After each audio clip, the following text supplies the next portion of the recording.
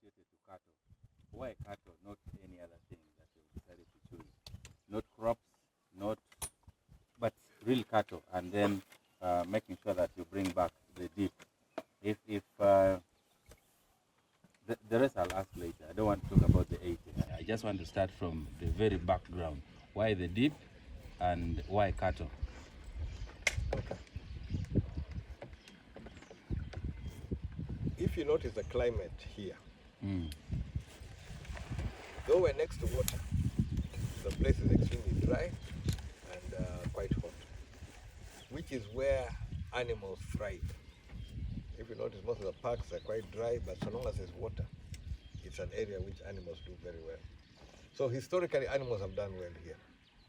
My ancestors came here because of game. There was a lot of game meat here. The only dilemma was there's also setsi. So you find communities are near the water. Inside is a bit tricky because of the setsi, but they will go there to hunt, and we've survived both on fish and cattle within this area.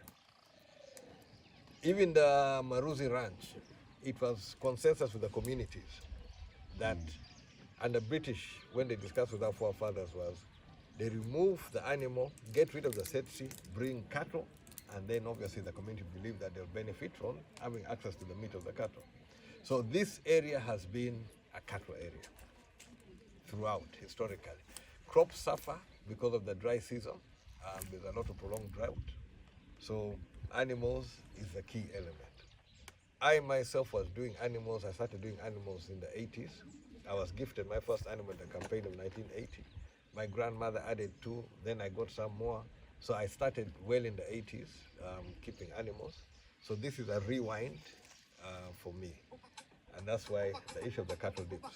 Now, cattle dips have been a cost-effective method of where many smallholders can benefit from the use of one dip. If you have few animals, it doesn't make sense to own a dip. The cost is not going to be there. But if you have a sizable amount of animals, you can own a dip. On our own, our farm, which was there in the 80s, had enough to sustain for warranting a dip, and that's one of the reasons why the dip was built. But where enough means how many? We're in the region of about 900. By the time we lost, we had about 900, 600 of which were exotic beef animals. We were not so much into dairy, but in future I wanted to do a bit of dairy. So with the 600, yes, it's cost effective, or 900 is cost effective. But what the reality was, to be able to keep your animals well, your neighbor must also be keeping the animals well. A tick infestation with your neighbor can cross over to you. Any infestation in your neighborhood can cross over. So what we did was allow complete access to the dip, because at this moment we don't have a water source up at the dip. So most of the animals, even if they're grazing up there, they come down to the lake to drink water, and they'll interact with other animals, hence the importance of everybody controlling. Secondly, if you control the tick population around here, then you can bring in more exotic animals which are more sensitive to some of these diseases.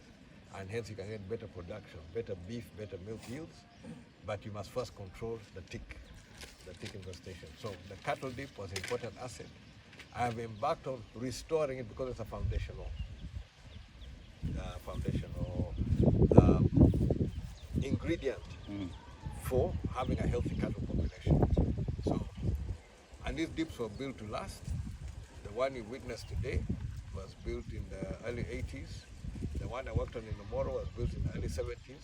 Both the integrity is intact and able to function. So they'll be able to help in the area, and the restocking as it comes, they'll find a well-organized community. Okay. Now, with your project to restore all these dips, the cattle dips, in terms of ownership, are you finding it easy to just go and talk to the community and the local leaders and have the dips restored, or there are wrangles, guys who are taken over? You know the land issues in Uganda. Is that something that you're finding it easy, or there are issues in terms of the ownership of those places? Apart from this one of yours, the one we already surveyed in different areas. Most of them have received a positive response. There's one which is currently in a market now. Today, the place where it is in a market. So the recommendation, when we looked at it, we've done the assessment, we're ready to work on it. But the recommendation is that we should put up some fencing to separate the dip when we've charged it with chemicals from the rest of the market, which is understandable. So that is a new cost, but we're working on that one, and that one will be restored in the near future. Some of them, it is to get them to work and then you improve upon it. Like many of them, the roofing has been removed. Roofing itself does not stop the dip from functioning. We can put a temporary shelter and then we improve upon it as we move ahead. In Omoro, the entrance, we need to slab the entrance. It's workable, but we need to slab the entrance. We're going to be doing it over time. So different dips, most of them which are accessible, we've not had problems. It's a question of agreeing on certain parameters, and then we work on them so that they can function. Okay, so you talked about the importance of having your animals dipped versus the community animals that are not dipped, that can easily ferry the ticks back to your own herds. For the service, something small, or it's a free service? I want you to begin with this one over Kokoro. At the moment, we have done 2 dippings without any fees. Okay. What we intend to do is to break it down and get like a user fee, the basic cost per animal, and then we work backwards so that it is going to be replicable and maintainable. And so to avoid each individual farmer having to have the chemical around, because like the chemical is sold in a liter. That liter you're going to mix with about, I think, is it 300 or 500 liters. So you're normally measuring into your 20-liter spray thing, so you have to put a small amount. Now you have to keep the other chemical there. Most of those chemicals are carcinogenic, and we rarely have places where somebody can store the chemicals separate from the living quarters. So you don't want the chemicals in somebody's house. Okay. By taking it to the dip, you've now put it in a concentrated place. We have a soak pit where we remove the thing. So you're trying to contain the chemicals to make it safer in the community. Mixtures, mixing a small quantity is more likely to make mistakes than mixing it in a larger quantity. So all of these are supposed to mitigate on those various hazards and to make it easier. But there's a cost. There's nothing for nothing, and we have to find ways of how to manage the cost. The way through the dip is a shared cost, so that we can work it out in a way that the dips become self-sustaining and work towards a sustainable future towards the animals and building a much stronger base whereby we can grow the herds and make them better. Now, as we were growing up, there were specific interventions that were meant for the government. For example, doing roads. Guys are just fresh from politics. Sometimes if you're a politician and you try to do something, they'll tell you that is a government thing. You need to seek permission. I don't know whether you have come across those challenges in this particular enterprise that you have gone into, or no one has come to ask you that question as yet. So far, I have had positive response from some government officials who are in that area. They've seen the need, they've seen that they appreciate stepping up to do so. Okay. You must take dipping like a bath. Like a bath. It is required that you bathe regularly. True. Dipping is not done every day, but depending on the season, you can do it every week, every 2 weeks, every 3 weeks, depending on the load which you're going through. But it's like bathing. If the bathing area is not okay, and I was not bathing, it becomes difficult. But when you've organized a proper bathing area, which is like the dip, the animals can be dipped regularly. And so long as you schedule it, that dip can cater for thousands of animals. You can be working every day, different animals coming. We can agree like on this day, this parish, they come through and we work out a mechanism. So it is scheduling the use of the dip, but each individual dip can cater for thousands. So the dip in itself is cost effective. It has very little moving parts. There's technology today which is a spray race. More convenient, easier to set up, good for like animals like dairy animals and pregnant animals. But because of the moving parts, it's difficult to maintain. And in my own setup, I felt it important that I want the young people to know that original, but it's very cost effective because also it doesn't have moving parts. For a spray race, you need to have a pump which is working. There have to be nozzles which are going to do the fine spray. You have to be able to have the collection, filtration to pass it through again. So it's effective, but not easy to deploy. And in remote areas, you run into problems. The pump may stop working, you may run a problem with the generator, all sorts of things.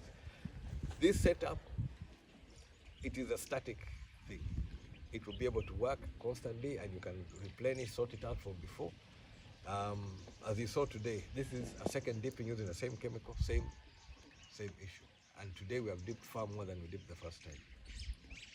This has been a long-running question in this area, and then I think in Acholi land, the question of the migrating herdsmen, the Balalo to be specific. So I don't know, in your own way, how are you managing the Balalos versus the local cattle owners in this area? Do they coexist? What challenges have you faced? They coexist, and there are two groups, which you can say of Balalo who you find in the hills. There's a group who are taking care of local animals, i.e. the herdsmen employed by the locals. So you find them taking care of the animals, they move them around, they water them, they make sure the animals are healthy. Then there's a group who are taking care of animals which we don't know the owners of. Now that is where you get a different level of tension, but both are coexisting. In my issue of the work on the dip, I have put it word across that access to the dip is open to everyone. Everyone who is within this area should use the dip. Look at the bigger picture, the longer term issue. I don't want ticks with the infections around to use the dip. The sorting out of who should be here or which animals should be here, I leave that one as a government issue. And based on the President's directive, there are those whose animals we don't know. Those ones should not be around. But if somebody is employed to take care of, for example, if I employ a Mulalo to take care of my animals, he will be rightly here doing his trade. So that's what I'm saying. We have two groups. We have two groups who exist there. Okay. So maybe the last one from me, and I hand you over to my colleagues as well. Akena is not going to Parliament in the next term, and this is not a cheap project, yeah, to involve yourself in terms of funding. Are you getting support from somewhere? How big is your pocket to just make sure that you run through this project without any setback? Because I know it takes a lot of money. I've seen your crush is metallic. It's not wooden like I saw with my grandparents. Yours is a bit different, and you are now going to roof the ones that were disorganized long time ago, whether during war or whatever period. So any support, special support you're getting, and then coupled with that, is there a specific local government support that you're getting as you get onto this journey? No, there's no direct support. This one is something which I decided to do together with my children. So we're going to work on it, but we're doing a study issue because I expect the animal traffic to be high, which we had before. Yeah. So the wooden one, it will not last as long as the galvanized steel which I'm using. So I'm expecting numbers to increase. I expect to increase my own herd. I'll spend more time investing and improving on my herd. The fact that I've got the area organized, that's what I'm working towards developing. I did prepare to do some dips. I do have friends who have committed to support. I have some Christians in America from the Bible Belt who are interested in this project. I need to show them the results, the dipping culture, and they also are trying to raise some funds. And I'm also going to be looking within our community. I mean, if people appreciate and they see that it's worthwhile, they can also come and invest, now put in something. So far, when I've been looking for materials, I've received a lot of support. I've received support from some of it in kind. For one dip, I received the dipping chemical in kind, right? So I did not have to put resources towards the dipping chemical. So any support which I can get in kind, if somebody can give an iron sheet, a metal pole, and whatever, I'll take it. Because this is not something which is for myself alone. It's for the community. And what I've been arguing is that cattle is so much more than that asset which we lost. Cattle was combined banking system, insurance, everything weaved together into one thing. Life revolved around cattle. How people lived, how people got married, how people did, there's a lot around it. So that restoring it restores a lot of issues. Somebody with animals is not going to cry that I have failed to pay school fees. You know, you can find a formula there and somebody will go to school.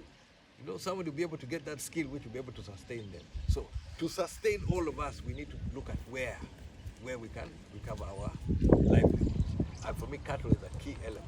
And I'm coming from a place like Akokoro where the weather is brutal. For agriculture, weather is brutal. We have relied more on the fish and the animals.